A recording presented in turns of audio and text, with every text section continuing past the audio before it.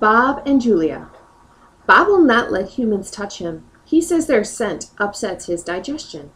But every now and then I see him sitting at Julia's feet. Her fingers move gently just behind his right ear. Mac. Usually Mac leaves after the last show, but tonight he is in his office working late. When he is done, he stops by my domain and stares at me for a long time while he drinks from a brown bottle. George joins him, broom in hand, and Mac says the things he always says. How about that game last night? And business has been slow, but it'll get better, you'll see. And don't forget to empty the trash. Mac glances over at the picture Julia is drawing. What are you making? He asks. It's for my mom, Julia says. It's a flying dog. She holds up her drawing, eyeing it critically. She likes airplanes and dogs. Mac murmurs, sounding unconvinced. He looks at George. How's the wife doing anyway? About the same, George says. She has good days and bad days. Yeah, don't we all, Mac says. Mac starts to leave, then pauses. He reaches into his pocket, pulls out a crumpled green bill, and presses it into George's hand. Here, Mac says with a shrug. Buy that kid some more crayons. Mac is already out the door before George can yell, Thanks!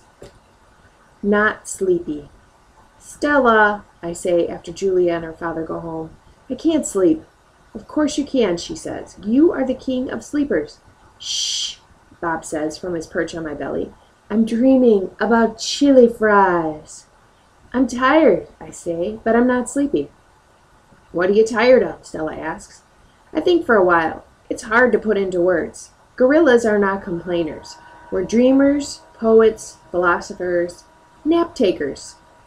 I don't know exactly. I kick at my tire swing. I think I may be a little tired of my domain. That's because it's a cage, Bob tells me. Bob is not always tactful. I know, Stella says. It's a very small domain. And you're a very big gorilla, Bob adds. Stella? I ask. Yes? I noticed you were limping more than usual today. Is your leg bothering you? Just a little, Stella answers. I sigh. Bob resettles. His ears flick. He drools a bit. But I don't mind. I'm used to it. Try eating something, Stella says. That always makes you happy. I eat an old brown carrot. It doesn't help, but I don't tell Stella. She needs to sleep. You could try remembering a good day, Stella suggests. That's what I do when I can't sleep. Stella remembers every moment since she was born. Every scent, every sunset, every slight, every victory. You know I can't remember much, I say. There's a difference, Stella says gently, between can't remember and won't remember. That's true, I admit. Not remembering can be difficult, but I've had a lot of time to work on it. Memories are precious, Stella adds. They help tell us who we are. Try remembering all your keepers. You always liked Carl, the one with the harmonica.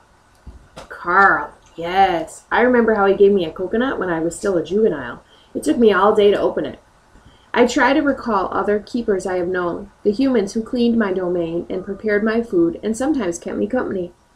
There was Juan, who poured Pepsis into my waiting mouth, and Katrina, who used to poke me with a broom when I was sleeping, and Ellen, who sang, How much is that monkey in the window, with a sad smile while she scrubbed my water bowl.